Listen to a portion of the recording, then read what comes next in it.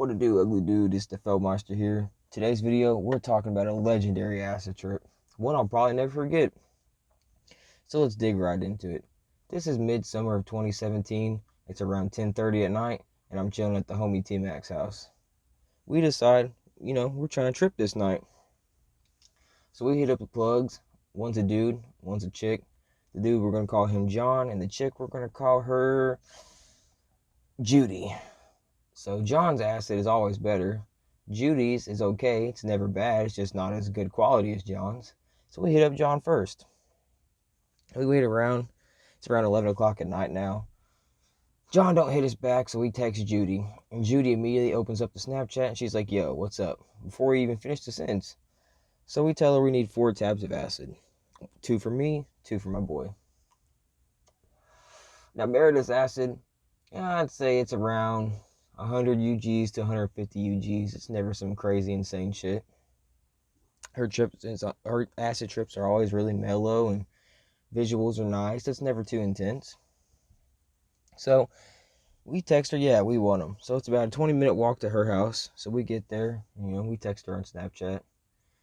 And she comes outside and, she gives us the tabs and we cash app her.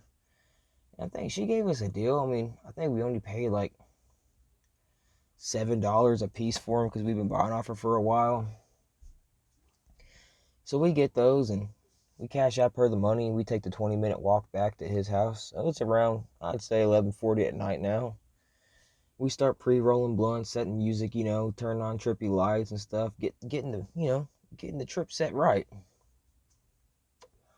So we're pre-rolling these blunts and we spark one up and decide, let's smoke one blunt before we take these tabs. So we finish up the blunt. We pop the tabs. Now it's just time to wait for the come up. So around 12 o'clock, we turn on Rick and Morty into the episode. Rick takes Jerry to the daycare. And this episode was the fucking funniest shit I've ever seen in my life. We're now starting to come up, and Rick and Morty and tripping, chef's kiss. So anyways, this is a part in the episode, and Jerry's like, the lady's like, you gotta crawl through a tube. Like, you crawl through, and he's like, I know how to crawl through a tube. The way he said it, and I don't know, we probably ran that back at least 30 times, laughing our ass off. So now they come up, we're feeling pretty good. We're watching Rick and Morty. We've ran it back probably like 30 minutes at least, laughing at shit over and over, all kinds of different stuff. So after we couldn't take any much more laughter from Rick and Morty, we have to turn it off because if we continue laughing any harder, we're probably going to die. So we turn it off. We just turn on some music. We're vibing. We're just chilling. At this point, we're feeling pretty lit. And, we say, hey, let's smoke a couple more blunts. So we're smoking these blunts, and there's like a Mountain Dew on T-Mac's table. It's been sitting there a while. So T-Mac opens up goes to the window, and he opens it up, and he starts pouring the Mountain Dew out. I hear it hitting the ground. But then all of a sudden, he jumps back in. He slams the window. He looks at me, and he says, oh, Feltner, don't look outside that window. And I was like, why? Why shouldn't I look outside that window? Now, T-Mac's the type of guy, you can never tell when he's fucking with you or when he's serious. And this is one of those times. He looks at me in the most calmest voice ever, says, bro, there's like 7 cops outside. Now this isn't the first time cops have been outside his house. He's been on probation since the man's been like fucking 14. We're 17 now, so cops at his house that's not really a surprise. Usually they occasionally show up, but not this deep. I'm high as hell and I'm already paranoid. I don't really like the police like that, and especially when I'm high on acid. So I start tweaking out, and then I'm like, nah, he's fucking with me. He would be a lot more freaked out if there was cops out this window. So I confidently tell him, I was like, you're fucking cap. Cap, cap, cap. I walk over to the window.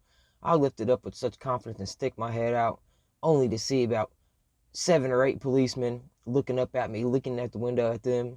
I jump back in. I close the window. I shut the window shut, the blinds.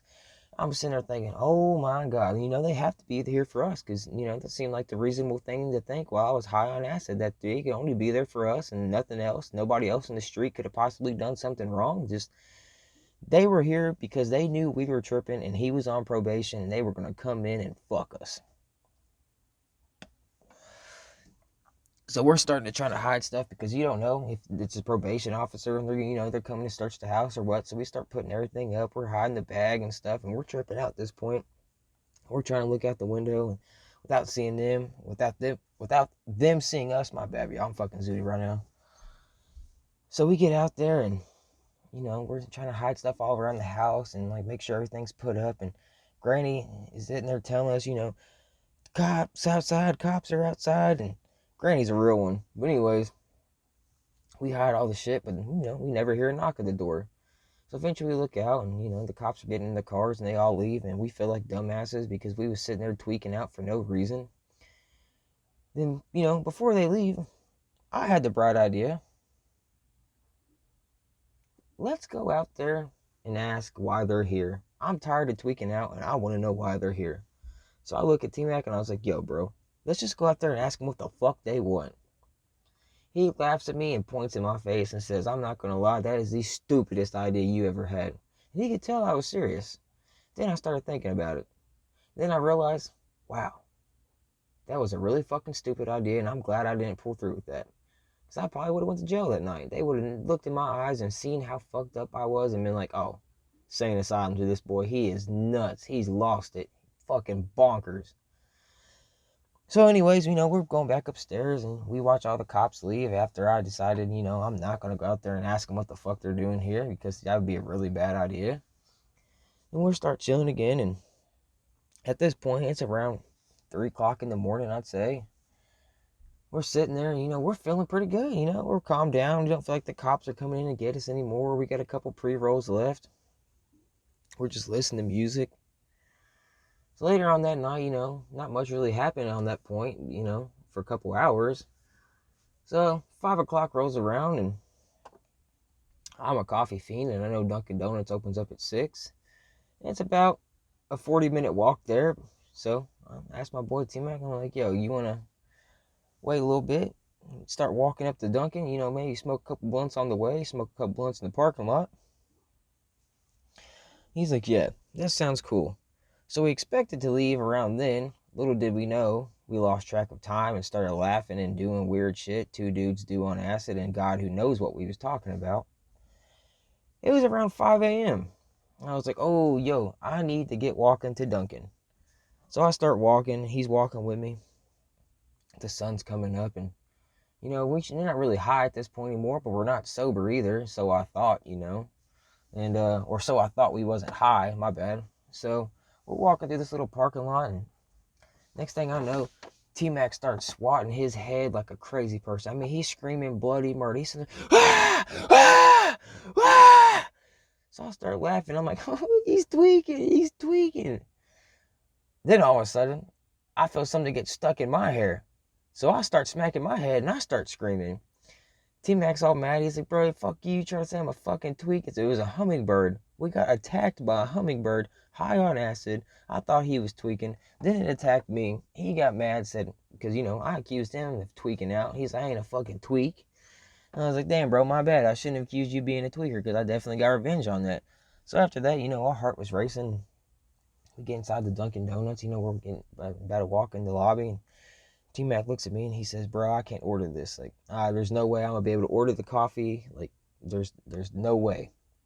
So, I'm a veteran Dunkin' Donuts connoisseur. So I'm like, yo, bro, I got this. I'm going to tell who's ever working in there. It's going to be short, sweet, and simple. Because, I don't know, just talking to people on acid's weird. Like, you feel like they know you're tripping and they can just see it in your eyes. And it just, I don't know, it just don't feel right. So I tell him, you don't got to order. I got this, bro. So we get inside and the plan was to, tell the employee that I wanted 2 medium coffees, extra cream, extra sugar. That was the plan. So we get in there and, oh man, this poor soul who worked this morning at this Dunkin' was not ready for my fucking shit coming in at 6 o'clock in the morning, high as hell. So my man comes around the counter. By the time it opens, you know, we done smoked a couple blunts outside, and we going in, and the guy comes around the counter, and I look at this man in the eyes without blinking, and I'm sure my pupils are just no color to my eyes. Just my eyes were just black. I looked at this man without blinking, wide-eyed, bushy-tailed, and I said, "Can I get 2 medium coffees, extra cream, extra sugar?" And he looked at me, and I could just tell this man was scared. He was afraid of me. He didn't know what I was going to do. He didn't know if I was going to be high as fuck and rob the place. I could tell this man had the look of fear and death in his eyes. He knew I was fucked up, and he was scared for me. So right then and there, I already started feeling weird. I was like, oh, fuck, this guy knows I'm in here fucking tweaking now. And like, I'm in here tripping. I look over. T-Mac isn't trying to make eye contact with anybody. He's looking at the tiles on the floor. He's looking at the ceiling tiles. He's got his arms crossed and looking at the TV, looking at anything but the man, or, you know, taking our order. There's people inside here already. It's like 6 o'clock in the morning. You know, there's like 4 old people in there, at least one dad and his kid or something. We got us 2 tweakers in there. So we get out, you know, I get the coffees, and we start laughing because that guy definitely knew we were high as fuck. And oh man, that was a night I'll never forget. So anyways, I appreciate y'all. Thanks for watching. Peace.